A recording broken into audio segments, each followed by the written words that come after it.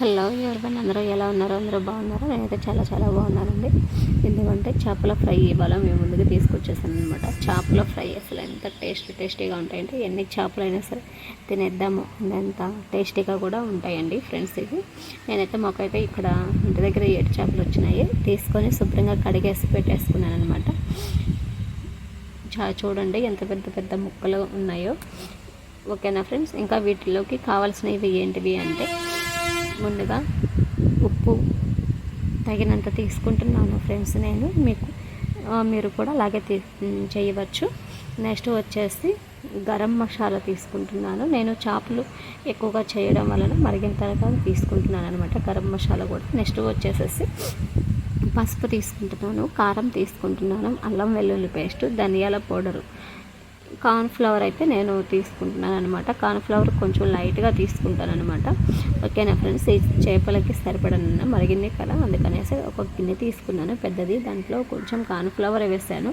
తర్వాత ముందుగా మీకు చూపించాను కదా మసాలా ఇంగ్రీడియంట్స్ మొత్తం అందులోనే వేసేసి బాగా కలిపేస్తున్నాను అనమాట. ఏంటంటే బాగా మసాలా కార్న్ఫ్లవర్ పిండికి పట్టాలి కదా, అందుకనేసి బాగా కలిపేసి వేసుకుంటున్నాను అనమాట.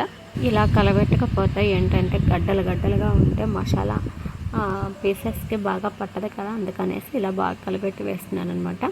నెక్స్ట్ కొంచెం ఆయిల్ తీసుకున్నాను.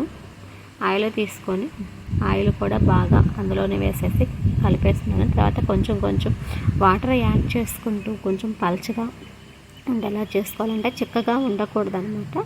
కొంచెం పలుచగా చేసుకుంటే చాలా బాగుంటుంది.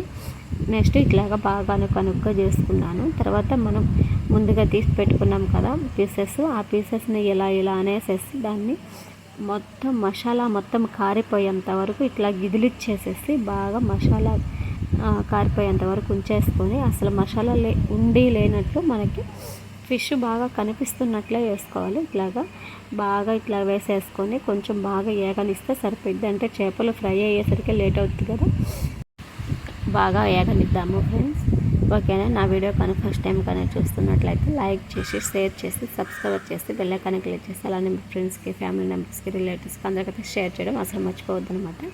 ఇది చూడండి, నేను చికెన్ మసాలా ఉంది కదా ఫ్రెండ్స్, ఆ మసాలాని పల్చగా తీసుకున్నాను కదా, చూడండి ఎలా వచ్చేసిందో. బాగా రెడ్ కలర్ వచ్చేంత వరకు బాగా వేగనిచ్చాను అనమాట. ఇలా వేగిన తర్వాత గిన్నెలోకి తీసుకొని ఆనియన్స్, నిమ్మకాయ వేసేసుకొని బాగా నంచుకొని తింటుంటే ఉంటుంది సూపర్ టేస్టీగా ఉంటుంది ఫ్రెండ్స్. ఓకేనా, మీరు కూడా ఇలాగ ట్రై చేయండి, మీకు ఇంత టేస్టీగా వస్తుంది. టేస్టీగా రాకపోతే నాకు కింద కామెంట్ చేయండి, మీరు ఎలా చేస్తారో మాత్రం చెప్పండి. ఓకేనా ఫ్రెండ్స్, నాకు మాత్రం ఈ మధ్యన నేను ఛానల్ స్టార్ట్ చేశాను, నాకు సబ్స్క్రైబర్స్ బాగా వచ్చారు. ప్రతి ఒక్కరికి నన్ను సబ్స్క్రైబర్ చేసిన ప్రతి ఒక్కరికి ధన్యవాదములండి, నా కృతజ్ఞతలు.